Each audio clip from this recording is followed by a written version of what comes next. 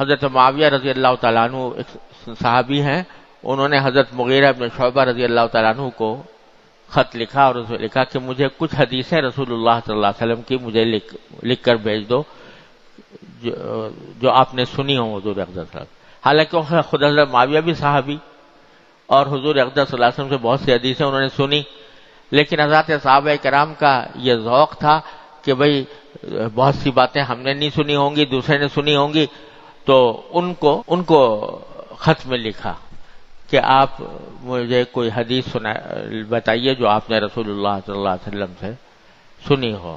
تو انہوں نے ایک حدیث لکھ کے بھیجی کہ ان اللہ کرہ لکم القیل والقال واضاعۃ المال وکثرۃ السؤال او کما قال صلی اللہ علیہ وسلم، کہ اللہ تبارک و تعالی 3 چیزوں کو بہت ناپسند فرماتے ہیں۔ ایک قیل و قال کو، قیل و قال کے معنی کیا؟ فضول بحثیں جس کا نہ دنیا میں فائدہ نہ آخرت میں فائدہ، ایسی بحثیں جن کا کچھ فائدہ نہیں ہے، وہ قیل و قال۔ اور یہ جتنی ایسی بحثیں ہوتی ہیں نا، خاص طور سے ہمارے معاشرے کے اندر سیاست پر گفتگو چل رہی ہے، آئندہ کیا ہونے والا ہے اس کے اوپر تبصرے، یہ ہوگا یا نہیں ہوگا، یہ واقعہ پیش آئے گا یا نہیں پیش آئے گا، ایک کام چل رہا ہے اس میں وہ ہوگا۔ ارے بھائی تمہیں مستقبل کی کیا خبر کہ کیا ہوگا؟ اللہ تعالیٰ ہی بہتر جانتے ہیں۔ فلاں شخص جو ہے وہ گرفتار ہوگا کہ نہیں ہوگا، اس کے اوپر مقدمہ چلے گا کہ نہیں چلے گا، ملک سے باہر جائے گا کہ نہیں جائے گا، یہ بحث اور اس کے اوپر دلائل اور اس کے اوپر اچھا بھائی اگر تمہیں کوئی علم غیب آ گیا اللہ تعالیٰ کی طرف سے، کوئی وحی آ گئی ہے، اس کی بنیاد پر یہ بحث کر رہے ہو، تو آگے کی ایسی باتوں پر کہ جن کا علم سوائے اللہ تبارک و تعالیٰ کے کسی کو نہیں ہے۔ کیوں بھائی؟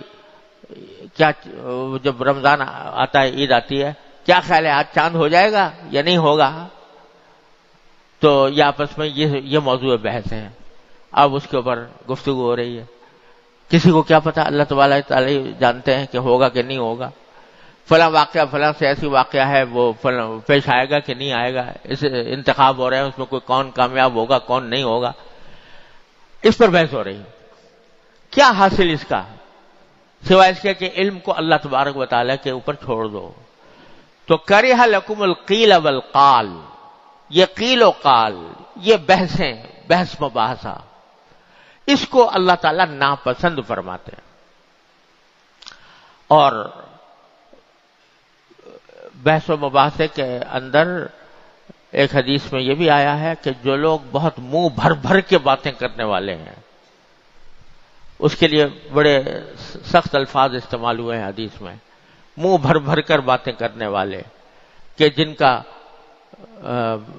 جو اپنی فصاحت و بلاغت اور اپنی آتش بیانی اور شعلہ نوائی کے کو ظاہر کرنا چاہتے ہیں، المتشدقین المتفیہقین حدیث میں اس کے لیے الفاظ آتے ہیں، وہ اپنی فصاحت و بلاغت اور اپنے زور کلام کو ثابت کرنے کے لیے بحثیں کرتے رہتے ہیں، تو وہ سب قیلو اسی میں داخل۔ ان اللہ کرہ لکم القیل والقال، تو فضول بحثیں یہ ناپسند ہیں اللہ تبارک۔ ان اللہ کرہ لکم القیل والقال واضاعۃ المال، اور مال کو ضائع کرنا، جو بھی کوئی چیز اللہ تبارک و تعالی نے عطا فرمائی ہے تو اس کو، وہ اللہ تعالیٰ کی نعمت ہے، اس کو ضائع کرنا، اس کو بیکار ضائع کر دینا کہ کسی کے بھی کام نہ آئے، اس میں بھی بڑا ابتلا ہے، اللہ بچائے ہمارا، کہ اللہ تعالیٰ کی دی ہوئی نعمتوں کو ضائع کرنے کے گناہ میں مبتلا ہوتے ہیں، جو اللہ تعالیٰ کو انتہائی ناپسند ہے۔ اللہ، ہمارے حضرت، میں نے اپنے حضرت عارفی قدس اللہ تعالیٰ سرہ سے سنا کہ حضرت حکیم الامت قدس اللہ تعالیٰ سرہ بستر علالت پر تھے، بیمار تھے. تو اس وقت کسی نے کوئی دودھ پیش کیا تو حضرت والا نے دودھ پی لیا اور اس میں کچھ بچ گیا. تو حضرت کی چونکہ صحت ٹھیک نہیں تھی، طبیعت خراب تھی، تو جو حصہ بچا ہوا تھا اس کو پینے سے طبیعت خراب ہونے کا اندیشہ تھا کہ کہیں اور طبیعت خراب نہ ہو جائے، اس لیے چھوڑ دیا. تھوڑا سا رہ گیا تھا. تو کوئی اللہ کا بندہ آیا، اس نے دیکھا کہ تھوڑا سا بچا ہوا ہے تو اس کو پھینک دیا، حالانکہ تھا بہت تھوڑا سا تھا. تو حضرت نے فرمایا کہ اللہ کے بندے تم نے یہ اس کو ضائع کر دیا. ارے بھائی، بلی کو پلا دیا ہوتا، طوطے کو پلا دیا ہوتا، یہ اللہ تعالیٰ کی نعمت ہے. پھر فرمایا کہ جن نعمتوں کے اجزائے کثیرہ سے تم فائدہ اٹھاتے ہو، ان کے اجزائے قلیلہ کی بھی قدر کرو. یعنی جو بہت سارا چیزیں تم کھاتے ہو، پیتے ہو، استعمال کرتے ہو، فائدہ اٹھاتے ہو، تو اس کی جو تھوڑی سی مقدار ہو اس کی بھی قدر کرو اور اس کو ضائع کرنے سے بچاؤ، ضائع نہ ہونے دو. تو حضرت حکیم الامت قدس اللہ تعالیٰ سرہ کے ہاں تو اس درجہ اس کا اہتمام تھا کہ اس زمانے میں جو خطوط حضرت کے پاس آتے تھے تو اس کے لفافے ہوتے تھے، حالانکہ وہ مستعمل ہوتے تھے، لیکن حضرت اس کو الٹا کر کے اور پھر دوسری مرتبہ بھی استعمال کر لیتے تھے، الٹا کر کے چپکا دیتے، دوبارہ استعمال فرما لیتے. کہ جو کوئی بھی نعمت ہے اللہ تبارک و تعالیٰ کی، وہ چاہے چھوٹی ہو یا بڑی ہو، وہ قابل قدر ہے، اس کو ضائع کرنے سے بچنا چاہیے. اس میں ہم لوگ بھی اس میں بہت ابتلا ہے، اللہ تعالیٰ معاف فرمائے. کھانا کھانے کے اندر اتنا نکال لیا جو کھانے کی طاقت نہیں ہے، اور جو بچ گیا تو وہ ضائع ہو گیا. ارے بھائی، اتنا نکالو جتنا کھا سکتے ہو، پھر اور ضرورت پیش آئے تو اور نکال لو، لیکن اکٹھا نکال کر بہت بچا دینا اور اس کو ضائع کر دینا، یہ اللہ تعالیٰ کی نعمت کی ناقدری ہے.